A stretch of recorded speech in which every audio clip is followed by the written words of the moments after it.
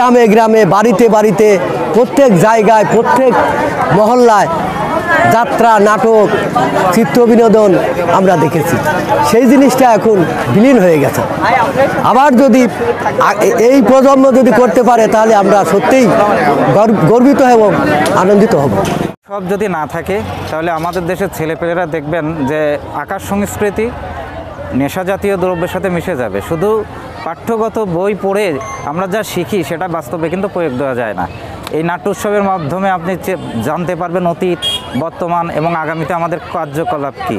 এই ছাত্ররা এই তারুণ্য উৎসবের ছেলেপেলে যদি বারবার আমরা এই অনুষ্ঠানগুলো করতে পারি, আমরা কিন্তু বই পড়ে যতটা না শিখতে পারবো এর মাধ্যমে কিন্তু শিখতে পারবো। সুতরাং এর ফিডব্যাক এমন ধরনের ফিডব্যাক যে আমাদের ছেলেরা এটার প্রতি আকৃষ্ট হবে, আমাদের সংস্কৃতি ফিরে আসবে, আমরা চারদিকে সবার ভিতর সম্প্রীতি থাকবে এবং আমরা সবাই সবার সাথে ঐক্যবদ্ধ হয়ে চলতে পারবো বলে আমার বিশ্বাস। আসি না, এই প্রথম তারুণ্য মেলা, বেচা কিনা বেশ আজ প্রথম দিন টুকটাক আল্লাহ দিলে হচ্ছে বেচা কিনা। আসলে এখানে তারুণ্যের উৎসব এবং নাট্য উৎসব, গ্রামীণ মেলা সব একসাথেই হচ্ছে। আর আমরা এখানে ফুলের দোকান দিয়েছি এবং দেখতে পাচ্ছেন যে রং আছে, রংগুলিতে আমরা সবার হাতে আর্টও করে দিচ্ছি এবং এটা আসলে আমাদের বেচা কিনাটা মূল উদ্দেশ্য না, নতুন প্রজন্মর কাছে আমরাও কিছু তুলে ধরতে চাচ্ছি এবং সেজন্যই আমাদের এই দোকানটা দেওয়া। এবং সন্ধ্যার সময় নাটকের উৎসব আছে ইনশাল্লাহ। বৈষম্য বিরোধী ছাত্র আন্দোলনের পক্ষ থেকে আমরা একটা সুন্দর নাটক সবার কাছে উপস্থাপন করব, এই আর।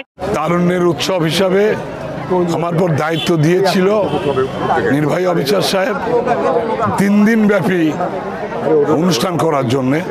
আমি চেষ্টা করেছি এবং ইনশাল্লাহ এখানে 3 দিন ব্যাপী নাট্য অনুষ্ঠান এবং গ্রামীণ মেলা হবে এবং এটা আমাকে প্রশাসনিকভাবে শিল্পকলাকে সাহায্য করছে।